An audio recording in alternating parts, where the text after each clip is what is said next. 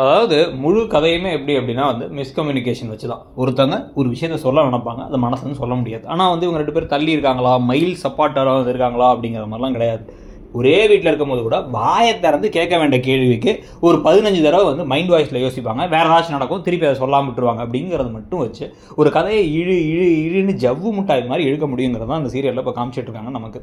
So இப்போ என்ன நடக்குது அப்படின்னா வந்து இவளுக்கு அடிபட்டு தான் என்ன செய்யறது அப்படின்னா ஒரு பதைக்கிறத பார்க்கும் பொழுது அங்கே இருக்க அத்தனை பேத்துக்கும் புரியுது இவர் வந்து பாசத்தில் சொல்கிறாருன்ட்டு. ஆனால் இவங்க என்ன நினைக்கிறாங்க, கான்ட்ராக்ட் முடிகிற நேரத்தில் அவங்க பிரச்சனை பண்ணக்கூடாதுங்கிறதுக்காக தான் பண்ணுறாங்கன்னு நினைக்கிறாங்க.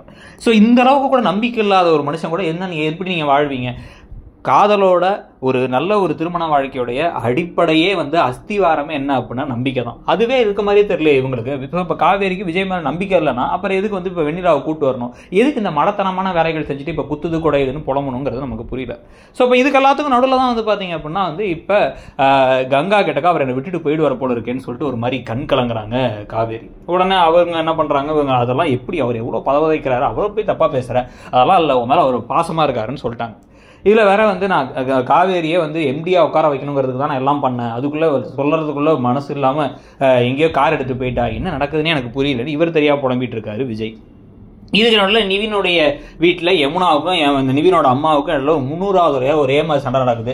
அவர் ஏங்கிறாரு. இதில் வேற வந்து எனக்காக தான் வந்து இப்போ இந்த ஃபங்க்ஷன் பார்க்கறதுக்கே வந்தார், இதுக்கே வந்த ரியாலிட்டி ஷோக்கே வந்தார் அப்படின்னு சொல்லி இந்த ஓவராக இந்த இவங்க பேச யமுனா பேச ஒன்றா அதெல்லாம் வந்து என் அண்ணன் மாதிரி அவர், அதனால நான் வந்து குமரனுக்காக தான் வந்தேன்னு சொல்லிடுறாங்க. ஸோ எல்லாத்துக்கும் நடுவில் தான் வந்து இப்போ என்ன நடக்குதுன்னா வந்து திடீர்னு மைண்ட் வாய்ஸில் ஒரு ஞானோதயம் உதிக்குது காவேரிக்கு. ஒருவேளை இவர் நல்லவராக தான் இருப்பாரோ, நம்ம தான் சந்தேகப்படுறோமோன்ட்டு கீழே அதை பேசலான்னு வரும்பொழுது அப்போ வெண்ணிலாவுக்கு குட் நைட் சொல்ல வராரு இவர் விஜய். அவங்க வந்து டக்குன்னு விஜய் விஜய் அப்படின்னு கூப்பிட்ட உடனே இவங்க ஆடி போயிட்டார், என் பேரை கூப்பிட்றாவ அப்படின்னு இவங்க கண் கலங்க.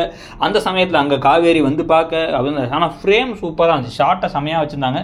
அவருங்க வந்து இவர்கிட்ட வரலான்னு நெருங்கும் போது வெண்ணிலா கையை வச்சு தடுத்துடுறாங்க, இந்த பக்கம் காவேரி அடறாங்கன்னு. இதை பற்றி நீங்கள் நினைக்கிறீங்க?